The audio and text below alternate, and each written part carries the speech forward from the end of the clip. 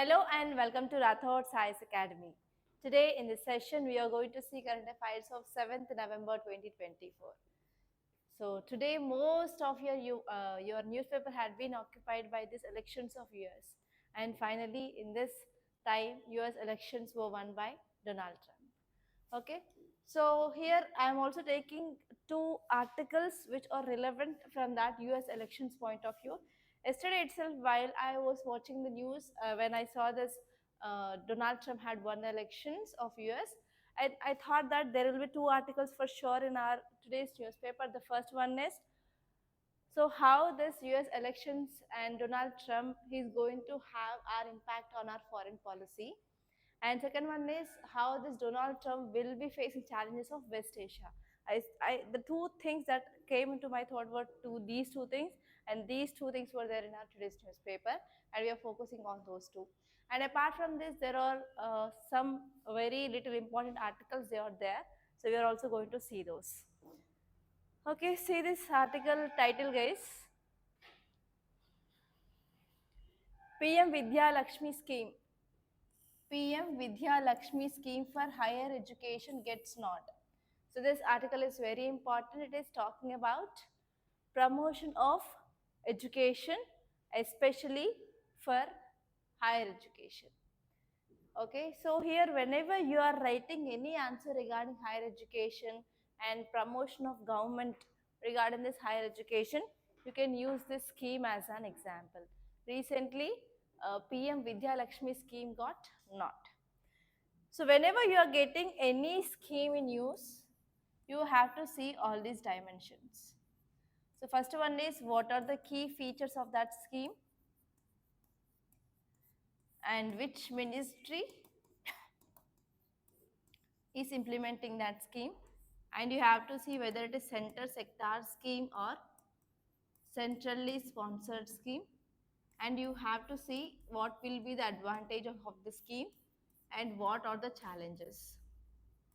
So this challenges part and advantages part will not be given anywhere, but through your knowledge, so through your analysis, you have to come up with at least 4 to 5 advantages and 4 to 5 challenges. Okay, now let us see the context of this scheme.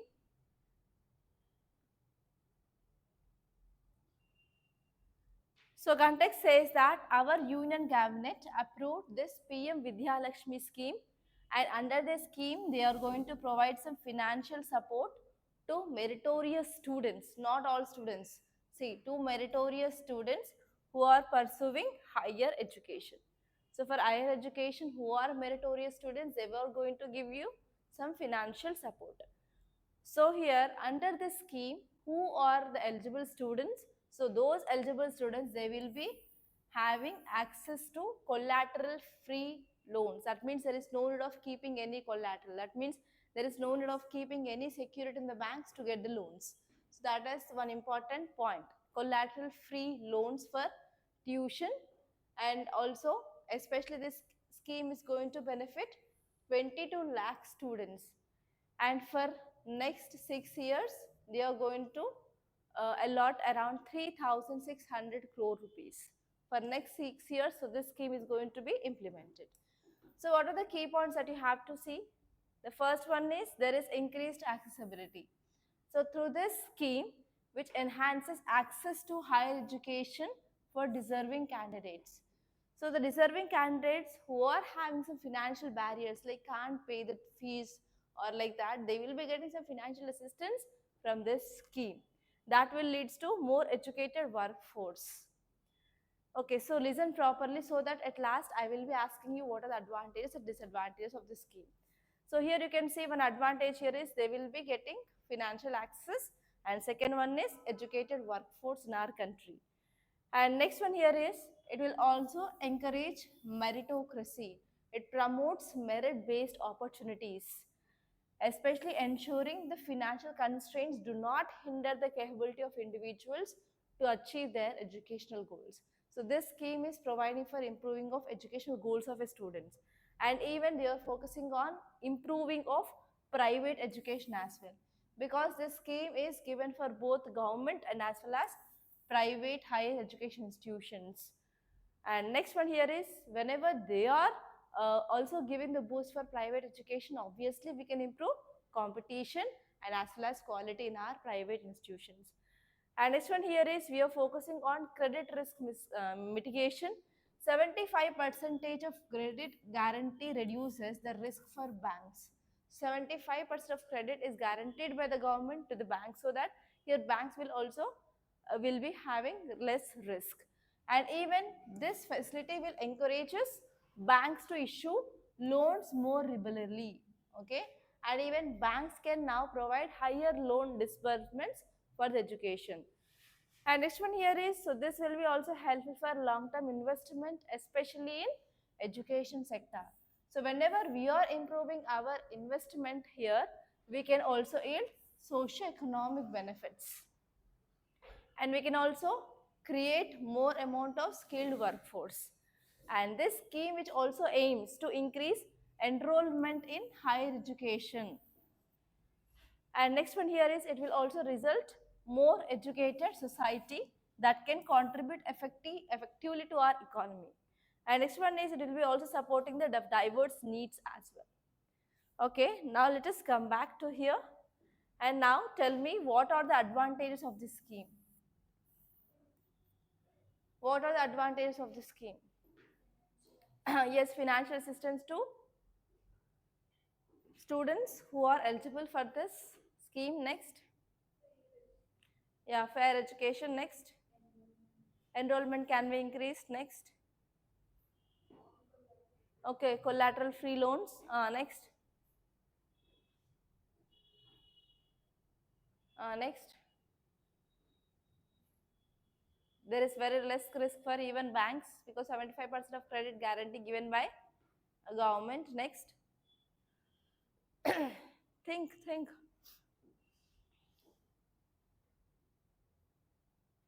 Skilled workforce. Boosting of private education so that we can increase quality of education. Okay, now tell me, what will be the challenges? Tell me, what will be the challenges of implementing this scheme? Okay, it will be benefiting only merit based. Next. Next. Financial burden on the government. Next.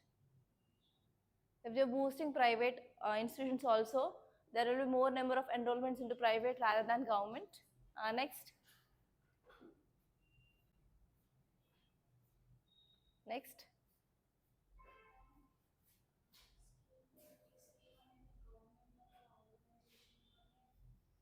It is by government only.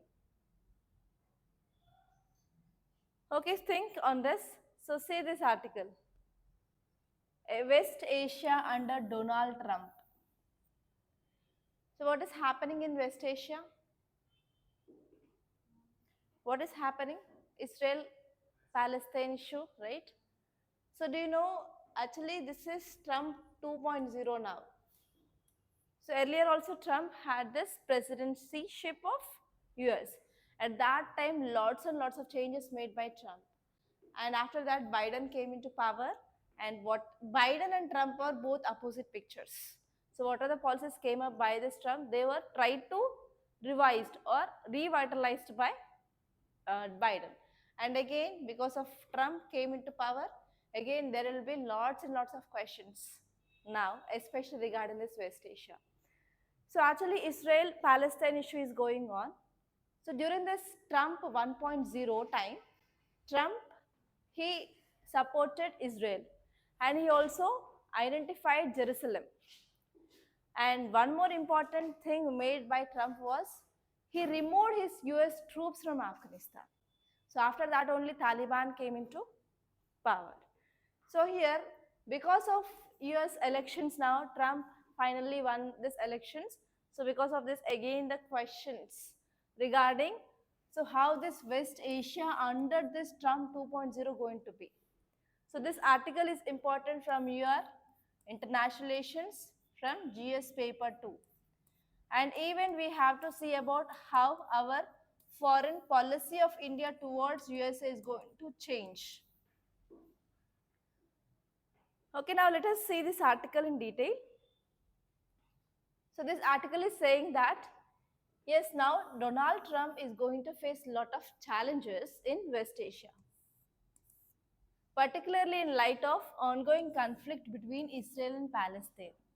So actually earlier in this Trump 1.0 era, he was pro-Israel stance. He was pro-Israel. And actually after once this Joe Biden came into power after this term of Trump, so he gave controversial support for Israel and increasing tensions with Iran.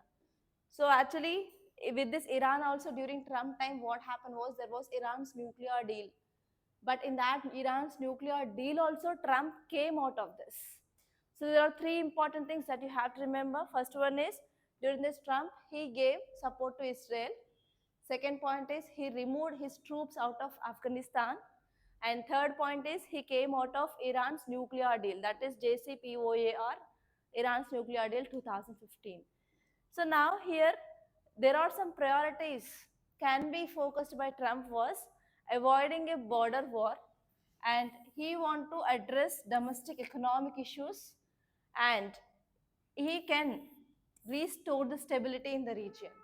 Especially he can focus on the stability in this West Asia, to restoring of stability in this West Asia, and he can focus on avoiding of border war, and especially the third important thing is he will be focusing on domestic economy. So whenever this Trump 1.0 was in rule, so he focused on especially protectionism. So he always protected domestic industries, and at that time only the trade war between US and China was at the peak time during this Trump time only. So these are the three important things he may give the priorities in this Trump 2.0.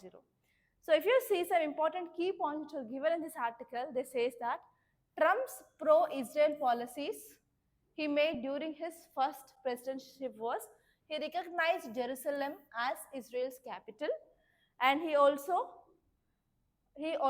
made flexibility in diplomatic negotiations. He always supported Israel in his first time, and now we don't know like whether he will be supporting this Israel will be continuing or not. And second important point which is said here is there may be escalating of conflicts. So ongoing violence which is happening between this Israel and Gaza, especially because of Lebanon, because you know that Israel attacked some of the leaders of Hamas and Hezbollah in this Lebanon, and that led to increasing of tensions even in Iran, which indicates that Trump faced a multifaceted crisis that would invoke a regional war, because between Trump and Iran also we don't have good relations, because Trump came out of this Iran's nuclear deal of 2015, and even Lebanon also it is not good with USA. So because of all these issues which are going in this West Asia, there may be increasing of conflicts. It may be a very good challenge for this Trump now. So because of this, he had a challenge of how to make up a foreign policy towards West Asia now. And next one here is, if you see the domestic versus foreign policy, Trump need to even balance his foreign policy with domestic pressures from his voter base. Especially whenever people they are voting for this Trump, they will always have some expectations, right? So that expectations are called as domestic expectations. Especially the people they want to focus on their economy. That means Trump need to take policies of protection of their domestic industries. So here again this Trump can go for protectionist policies of the country, so that it will be helpful for the economic growth of that USA. And as well as he is also having some his own foreign policies towards other countries, because always US want to show its big brother attitude. And if you see here, there are also some economic implications of war. A potential conflict with Iran that could also disrupt oil supplies and exacerbating inflation and economic strain, which will directly contradict Trump's campaign promise to address the cost of living crisis.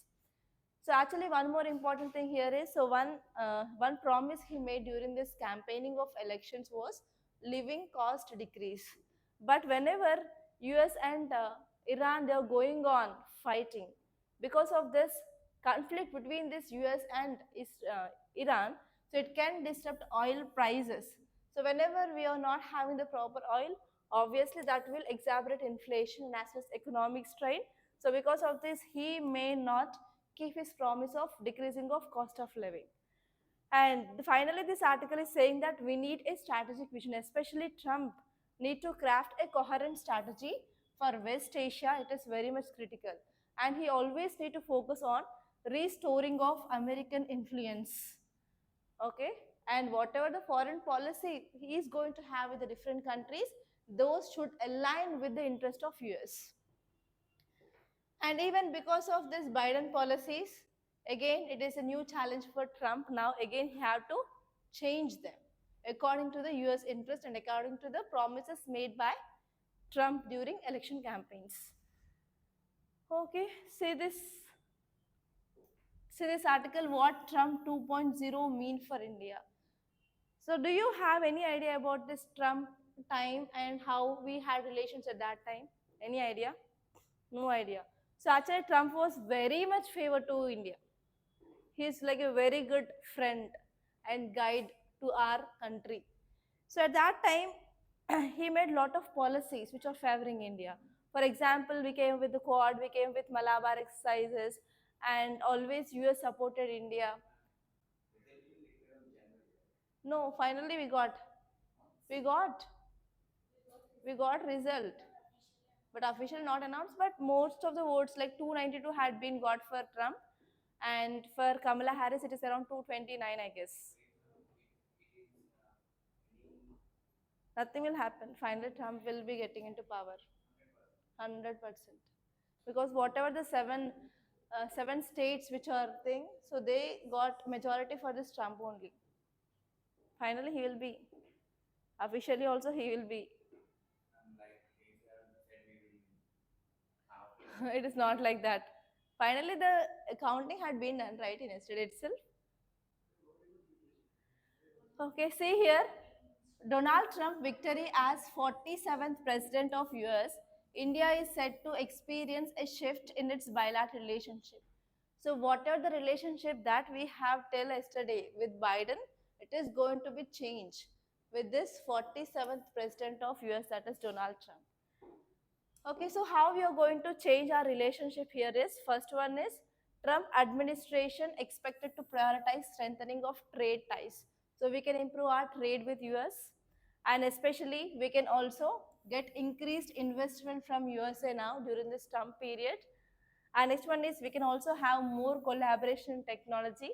So that is very much important for our economic growth, and as well as we can go for diversification of our trade partners now, the first important thing. And second one here is, with the Trump presidency, India also anticipated decrease in criticism regarding human rights record. So recently, a US organization gave one report of India. What is that? Religious Freedom Index, right? So in that, here what it said, so there is deterioration of religious freedom in our country.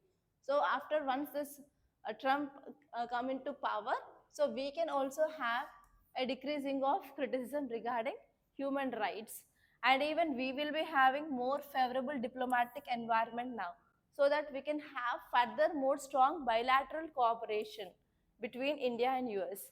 And even Trump also committed for supplying of more US military hardware to India, so which is very much important for our defense strategy. Okay, and next important point here is trade policy risk. So Trump is also focused on imposing of tariffs and trade barriers presents a risk for India. But what happened was during this Trump time, so even if we go for trade with other countries also, there was no imposition of CAATSA. But recently during this Biden period, he imposed ban on 19 Indian entities.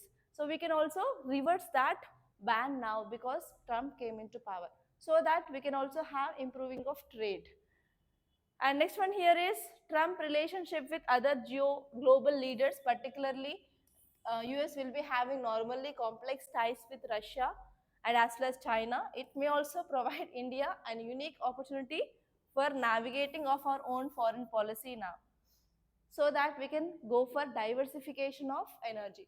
So actually, you know that um, from Iran, we used to get crude oil earlier, but because of this uh, Katsa fear, we made imports from Iran zero. So now again we want to revitalize this Iran and India ties. So I think 2 days ago we discussed about how we are having a chance of revitalizing of India-Iran ties on the lines of BRICS summit, right? So again, we are going to have one doubt like whether CAATSA can be imposed on India if you are going for importing of this crude oil from Iran or not. So regarding our energy imports, again, we need to have the proper ties because from Russia also we are getting oil from the discounted price. So Russia and US are anti-countries. So whenever any country which is going for the trade of countries which are against USA, there is imposition of CAATSA. And actually this CAATSA Act came up by this Trump itself. So again, we are having a fear of our energy imports where you are getting from Russia and as well as Iran, and we have to wait and see whether we are going to get some leverage or not. And next important point here is Trump tendency to disclose private conversations may lead to diplomatic misunderstandings, particularly regarding sensitive issues which are affecting India. So actually, whenever we are getting any misinformation regarding what are the statements made by Trump, sometimes we will be having misunderstandings so that it will be also affecting sensitive issues which are affecting India.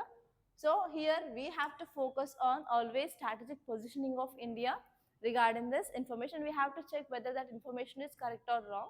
So based on that, we have to take the final discussions and decisions. And next one here is regional influence. So India's neighbors may view that Trump written with concern, particularly regarding his low policies, could reshape regional dynamics and influence. And sometimes here, Trump also made some negative statements regarding Kashmir and as well as relations with Pakistan. So India needs to manage the relationship with this USA very carefully so that we should not make this USA to be interfere in our territorial integrity and as well as sovereignty. So these are some things that you have to remember, and you will be getting most number of articles. And once this international relations started, then sir will be discussing that clearly regarding so how we had the relationship from long back. Okay, see this article. Why did Supreme Court uphold UP Madrasa Act? So yesterday itself we discussed this article, right? So why it is in news? Yes, Supreme Court said, yes, it is right. State can maintain education even in this minority institutions. Okay, so if you see the context, it's saying that Supreme Court upheld, that means said yes, that the constitutionality of UP Board of Madrasa Education Act of 2004. So actually in this education, so we have two types of education, that is school education, higher education. So in the Supreme Court judgment, it said that yes, it is a responsibility of state to take care of education at the school level, and at the higher education, it didn't say about anything regarding higher education. So if you see the details, it says that the court emphasized that the need for the state to balance quality of education while giving autonomy to minority institutions. So court also said that yes, madrasas are providing education, but we need to provide standard secular education here. And on another side, we have to respect even the religious character of those madrasas. That means they said that we need to have balance between secular education and right to minority education, that is Article 30. So we need to have a balance between Article 30 and as well as education. And there is a high chance of getting any prelims based question regarding Article 30 and as well as religious freedom as well. So court also said that state regulation of madrasas even with religious instruction is valid because it is not breaching legislative competence. So especially we are not breaching minority rights. So we are focusing on just Article 21A of Indian Constitution, and we are also balancing this Article 30. So state is valid now. State regulation of this madrasas is valid. And say this next article, India's palm oil imports soar. What is the meaning of soar? SOAR. Increase. Soar is nothing but increase. Okay, so why there is increasing of palm oil imports now? Festival season. So because of festival season, there is increasing of palm oil imports of India.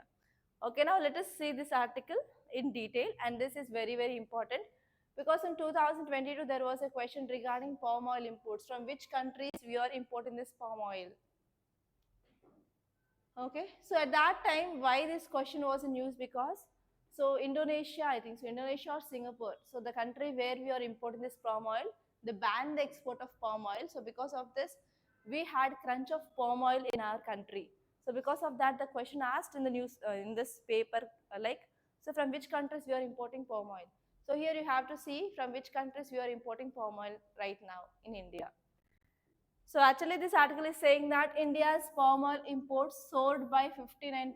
There is increasing of imports of palm oil by 59% in month of October to around 8,40,000 metric tons because of strong festival demand because of Dasra and Diwali, which came in the same month called as October. And actually this surge may impact this palm oil stock levels in Indonesia and Malaysia. So from this Malaysia and Indonesia, we are importing this palm oil. So because of this, what happened? Because of increasing of imports of 59% of India, which affected this oil stock levels in these countries. And because of that, the global prices had been affected. Obviously, whenever there is increase in the demand for the oil, obviously the cost will be increases, right? So because of this, it affected the global oil prices, especially edible oil prices. And on another side, there is decreasing of soya imports, soya oil imports by 10%, and even sunflower oil imports had been increased by 59%. Overall, if you see whatever the edible oil that we are importing, there is increased by 34% in our country, especially in the month of October. So if you see the key points, the first one is there is increase in the demand because of festival or festival season, particularly celebrations like Dasra and Diwali, that leads to highlighted demand for edible oils, particularly palm oil, because of sweets, because of making some food items, etc. And actually what happened, so because of increasing of demand, it led to the increasing of palm oil purchases that led to ensure adequate supply during this high demand periods. So because of this, what happened, refiner stock strategies they have to follow. Like whenever there is increase in the demand, whenever there is no proper supply of that good in the market, what happens, inflation happens. So because of this, we need to, especially refineries, they have to maintain the proper buffer stock in the market so that there will be no alteration of prices of that good in the market. And if you see here, as the world's largest vegetable oil importer, India is purchasing this palm oil and as well as soya oil and as well as sunflower oil from the different countries. So from which countries we will be getting this sunflower oil? From Ukraine. Okay. So what happens? So major palm oil producing countries like Indonesia and Malaysia, they are having affecting of prices because of increasing of demand. And even if you see, there is competitive pricing of palm oil. So especially in month of August, there was very low demand. Many buyers secure palm oil ahead of festival season. But what happened in the month of October, there is increase in the demand. So because of this, what happened? So pricing strategies also we need to give the importance. So especially if any person, for example, if I'm a dealer of oil, so if I know that in the next 2 months there will be high demand for this oil, so if I'm importing this oil beforehand, then what happened? The price at which I can get is very less. For example, if I am getting the same oil from that country in the month of October, obviously the price will be increased.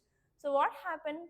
So if you are going to the shop where, if you are coming to me that, for example, if I got this oil in the month of August, I can sell you to the low price. But if you're going to any other dealer who purchased that oil in the month of October, the price will be more. So what happens? So we need to maintain proper pricing strategy as well. So pricing strategy is very, very important whenever you are going for importing of goods from the other countries. So especially we as government of India need to focus on proper competitive pricing of this palm oil. And next one here is, if you're talking about oil imports of India, so we are having a mixed trends. So for example, for sunflower oil, there is increasing the demand, and for palm oil, there is increasing the demand. For soya oil, there is decreasing of demand. So we have to make adjustment of trading strategies as well. Like we have to expect like which oil will be getting demand in which season. So based on that, we have to maintain the proper buffer stocks. And next one here is there is significant increase in even sunflower oil imports, which reflects that there is delayed shipments from previous months. And especially we are having logistical challenges of edible oil supply chain. So regarding the sunflower, we will be getting from Ukraine. Ukraine is a major source. So what is happening in the Ukraine?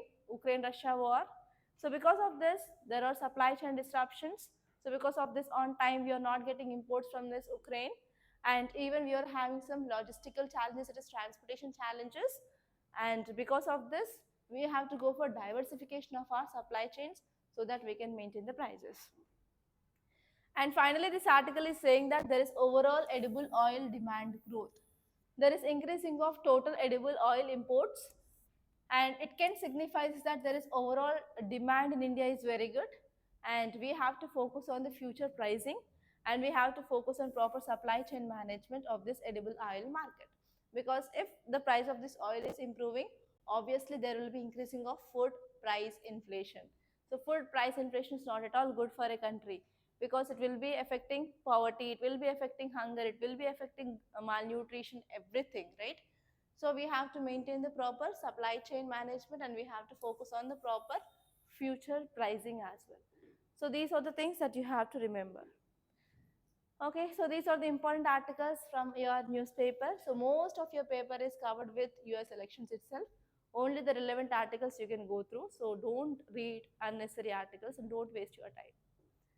Okay, that's all guys. Thank you so much for watching, and if you really like this class, hit the like button and please to share this class to your friends, and don't forget to subscribe to Rathods Academy. Thank you so much for watching.